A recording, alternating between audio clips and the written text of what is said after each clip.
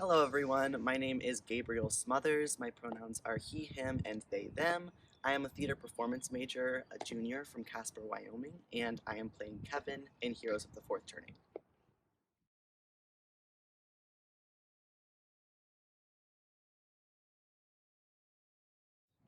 So my initial interaction with the play was actually the Playwrights Horizon Zoom of Heroes of the Fourth Turning during peak COVID times.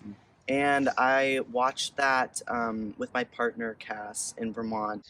It was a very striking play to me because I have never read or heard or seen a play set in Wyoming and, kind of be about this subject matter and really dive headfirst into that. And so it was painful at first. It was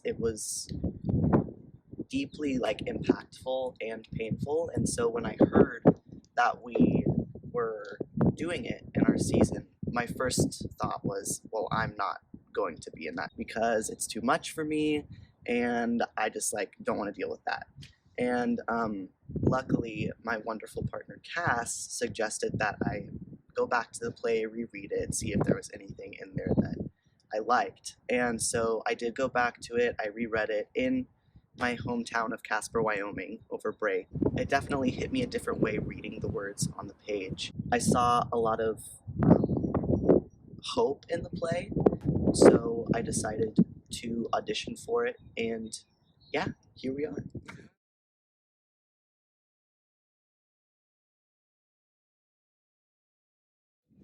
Yeah, so it was only Kevin that I was interested in playing. I wasn't interested in playing Justin. I find that Kevin is a little bit more open and a little bit more looking for a change and not as much stuck. I see a lot of my younger self in Kevin. When I was growing up in Christian conservative Wyoming, we had these kind of summer Bible camp things. They were very strange, and there was like worship being led that was very highly emotional. A bunch of 11 to 13-year-olds like sobbing their eyes out. The worship pastor is like, confess your sins, like we're all sinners, like we don't deserve grace, but like, all this stuff. And all these 11 to 13-year-olds were like, oh, I'm such a sinner, like, it was like so horrible. I think that he grew up in that same place of being like, I'm such a sinner and like I need something to save me, and kind of constantly feeling that I need to take this off me. And then every time it feels like it's gone for a second, it comes back. He talks a lot about a demon being inside of him, something that he can't control inside of him. And this kind of dissatisfaction with what is being laid out as like the solver to all of his problems. A lot of people told me in my life that my queerness, my transness, was a demon that I needed to have exorcised out of me.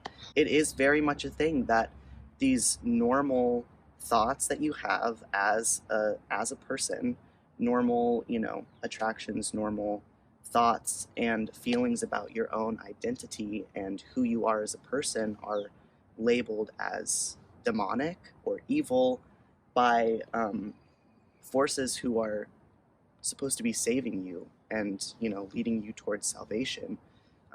It can be really hurtful, and I definitely see that in Kevin, where he feels like these completely normal thoughts and wants are a demon that he can't control, and that he's hurting because of that. And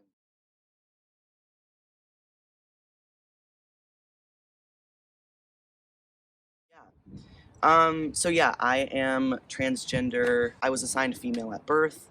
I was socialized female until I came out when I was around 16. So I've been out as a trans person in this world for almost 5 years now. I have had a lot of experience with people exactly like the characters in these plays saying these things to my face, to people around me, and kind of having to navigate from the beginning of my transition to where I am now, how I feel about that, how I can engage with that, how I can educate, while also maintaining my mental health. This process has certainly been difficult with saying some of the transphobic things that I say, hearing some of the other transphobic things that the other characters say, especially during this time in history when there's so many anti-trans and anti-queer bills being passed in several states. There was a time in this process where I was starting to lose faith of like, is this really the story we need to be telling right now? Like, do we really need to be saying these things on a stage and just kind of letting people interpret? But I think that it's less about the characters trying to get their point across and more about them trying to be understood. Before I came out as trans, I was incredibly homophobic and transphobic, just like so, so bad. And so I think that those people who are raised thinking that those impulses in themselves are incorrect have this even deeper internalized transphobia and queerphobia that causes them to say some pretty shitty things because they want to shut it down in themselves. Saying these things as Kevin has been difficult, but it's also been cathartic for me to play a character who would have said these things to my face and kind of dig deep down into why he's saying those things and kind of coming to the conclusion that people say hurtful things, but most of the time people want the best and they want the good and they want they want what they think is right. And Kevin's 28. For 28 years he's been told what's right, and that's that trans people are not right. Yeah, it's been difficult, but it's also been just another little learning point for me and diving deeper into the psyche of people who hold these viewpoints and we're also open to change, because that's what I love about Kevin is that he doesn't seem super closed off to the idea that he could be wrong. That's kind of what keeps the hope alive for me in saying these things, is that I know that after this night, after this play, he goes and does some real thinking about this.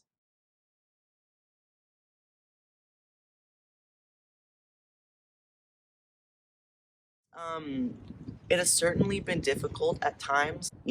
These words that are written on the page that are said out loud impact me and my body differently than my cis actor counterparts. On top of that, I am a transgender person with a uterus, so add on top of that all of the slights against Planned Parenthood and abortion. These things have been really hard to reckon with, but I can't overstate how invaluable it's been to have other trans and non-binary people on the team, on the dramaturgy side, on the tech side.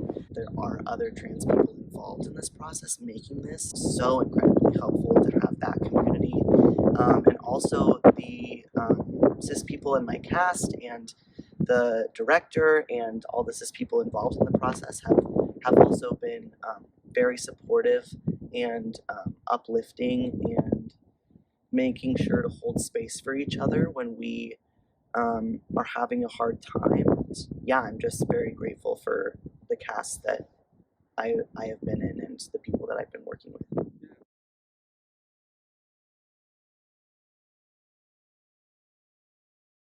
It has definitely made me reflect in a lot of ways. I mean, growing up in Wyoming, I knew maybe 5 black people in my school, a few more people of color in my school, and the majority was all white people, because that state was completely stolen from Native Americans and colonized by white people. This show has definitely presented to me in a lot of ways how unfortunate it is how white people talk about black people when they're not in the room, how white people use black people for their own arguments and their own points.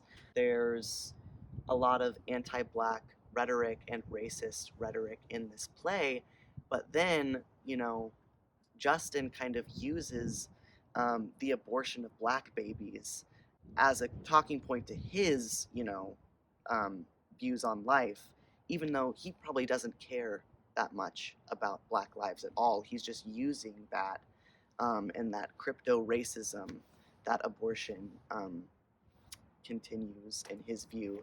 So yeah, it's just made me certainly reflect more on that and how also these characters so often refer to black people as them or the other.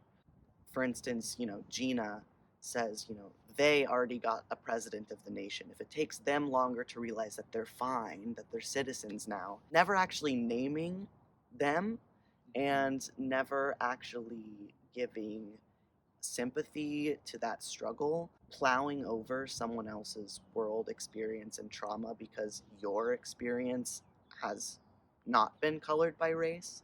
That has definitely been something that I think is helpful for everyone to reflect on.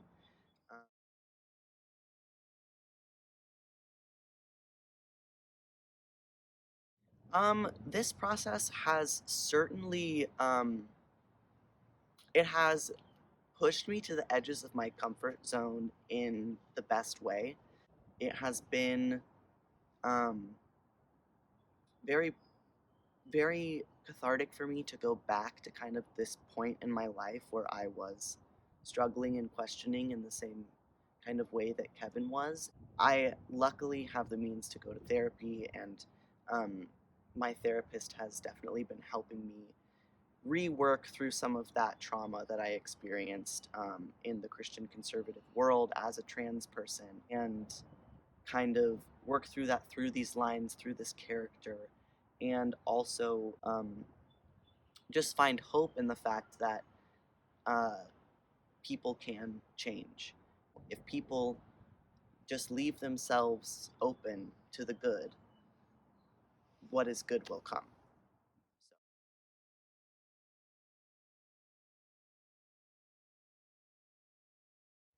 So I hope that audiences take away hope. It was easy for me when I first interacted with this play to see it as a very bleak, dark story about characters who were just stuck in their ways, doing harm without thinking of the consequences. And I think in rehearsing this play, our cast and our director have found, and our dramaturgs and our tech have found so much joy um, and hope in this piece. These issues are not black and white. There are very few things in life, if any, that actually are black and white.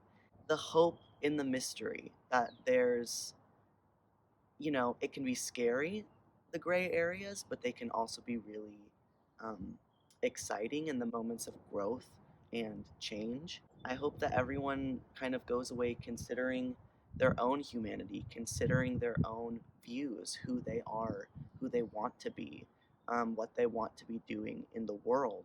I hope it sparks conversations for people that are helpful and open and tied to deeply understanding each other and our humanity better. Thank you, everyone, for watching the show. Um, yeah,